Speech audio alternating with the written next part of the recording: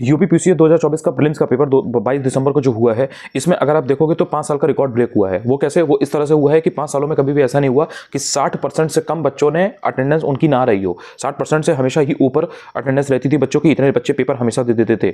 इस बार 41% के आसपास कहीं ना कहीं बच्चों की अटेंडेंस रही है, इतने ही बच्चों ने पेपर दिया है, यानी कि 50% से भी कम रही है, यानी कि आधे से भी कम बच्चों ने इस बार पेपर को अटेम्प्ट किया है। तो ये बहुत ही मेन चीज़ है, कहीं ना कहीं इसका भी कट ऑफ पर बहुत इंपैक्ट पड़ने वाला है, क्योंकि 5,76,154 के आसपास बच्चे थे और इसमें अगर देखोगे तो 50% से भी कम बच्चों ने ही केवल पेपर को दिया है और पोस्ट भी अच्छी खासी है। दूसरी एक चीज ये है कि जो इतनी सर्दी में पेपर बाहर पड़ा, 22 दिसंबर थी, अच्छी खासी सर्दी थी, पूरा यूपी में अच्छी खासी सर्दी पड़ रही है एंड उस वजह से बाहर सेंटर पड़ा था।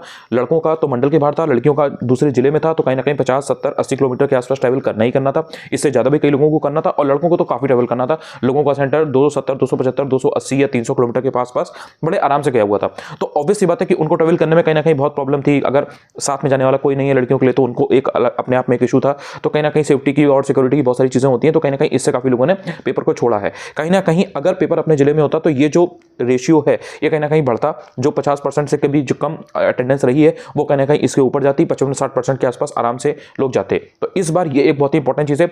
आपको क्या लगता है कि जो ये सेंटर बाहर दिए गए हैं लखनऊ वालों को, रायबरेली, उन्नाव या फिर जो 50, 60, 80 किलोमीटर की रेंज में जो दिए गए हैं लड़कियों को, या फिर लड़कों के जो मंडल के बाहर दिए गए हैं, इतना दूर दूर सेंटर दिए गए हैं इतनी सर्दी में, तो क्या आपको लगता है क्या ये जायज है? क्या ये करना चाहिए था? अगर अपने ही जिले में एग्जाम होता या ज्यादा से ज्यादा अगर आप 20, 25, 30 किलोमीटर की रेंज में भी दे देते हो तो कहीं ना कहीं वो एक बहुत सही चीज होती। क्या आपको लगता है कि ये चीज बिल्कुल ठीक थी? क्या आपको कोई दिक्कत हुई किसी तरीके की? आपने ये भी न्यूज देखी होगी कि एक जो है उन मतलब जो कैंडिडेट रहे हैं उनकी डेथ भी हुई है। एक कैंडिडेट जो है वो यहाँ लखनऊ की थी, वो अमेठी जा रही थी, गलत ट्रेन में वो चढ़ गई तो उस वजह से उनकी भी डेथ हुई है। तो ये जो चीजें हैं इसकी जिम्मेदारी कौन लेगा? मतलब ये कहीं ना कहीं से आप किसकी रिस्पॉन्सिबिलिटी है? अगर अपने ही उसमें हो, देखो एक्सीडेंट है, किसी के साथ भी हो सकता है, कहीं भी हो सकता है, लेकिन ये जो ट्रेवल करना पड़ा उससे जो इंसान ट्रेन से अलग से जा रहा है वो कहीं ना कहीं अपने आप में इशू है।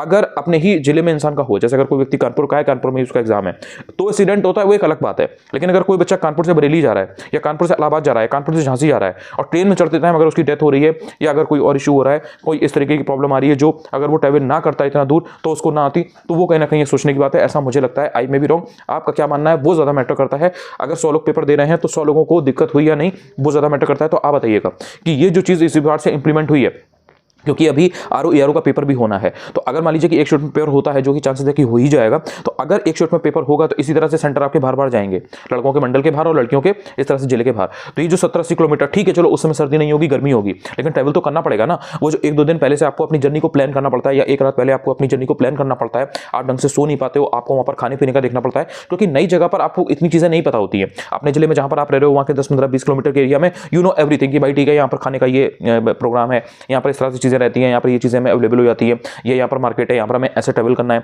अब यहाँ पर जब आपको दूसरे जिले में ट्रैवल करना होता है तो आप कैसे जा रहे हो, ट्रेन से जा रहे हो, कैब से जा रहे हो, ऑटो से जा रहे हो, वहां पहुंचने के बाद में आप कहां पर खा रहे हो, कहां पर रुक रहे हो, कैसे चीजें मैनेज कर रहे हो, ये सारी चीजें आपको देखनी पड़ती हैं। कई सेंटर पे आपने ये भी देखा होगा कि वहां पर जो बेल्ट वगैरह है या जो घड़ी वगैरह है वो सब तो ऑब्वियसली उतरवाई ले आ रही थी, तो कहीं ना कहीं उसके लिए भी चीजों को आपको मैनेज करना पड़ता है कि आप कहां पर चीजों को सबमिट कर रहे हो, देन आप कैसे ले रहे हो, देन कैसे आप अपने घर पर बात कर रहे हो। अपने जिले में एग्जाम होता है, काफी लोग तो हैं वो वापस आ जाते हैं कि चलो ठीक है 10-12 किलोमीटर की रेंज में है, हम चला करके जाएंगे या वापस आ जाएंगे, उतना वो एफोर्ड कर लेते हैं।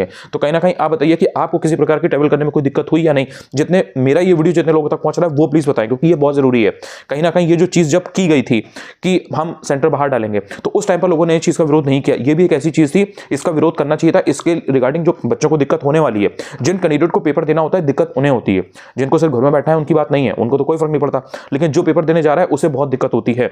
तो इसलिए ये कैंडिडेट की बात है, इस बारे में एक बार विचार जरूर होना चाहिए, वरना फिर आरओ में भी सेम यही चीज होगी, कोई इसमें कोई दो राय नहीं है। तो आप बताइए आपको दिक्कत हुई या नहीं?